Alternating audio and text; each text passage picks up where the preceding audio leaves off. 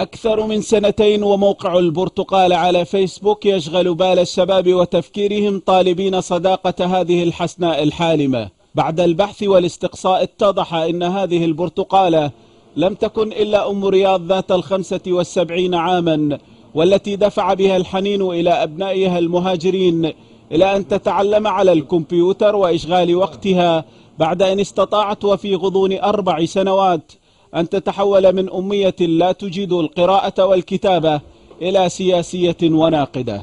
المرة لحت عليه واشتريت له كمبيوتر وكاميرا وتعلمت وقامت تصور وقامت تحكي ولدها.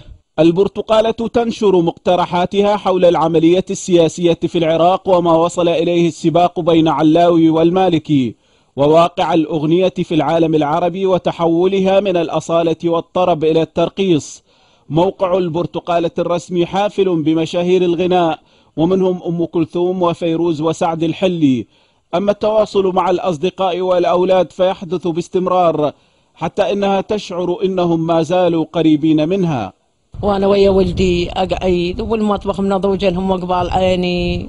ايوه افتح الكاميرا، عندي بل فريند وعندي هوايه الحمد لله والشكر، هم اصدقاء واهل الولايه والحمد لله والشكر.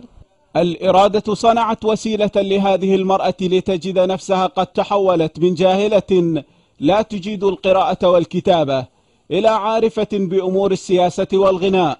فحنين الأمهات في العراق ما زال يمثل براءة اختراع يصنع المعجزات بدرجات عالية. من الديوانية شاكر عواد، العربية.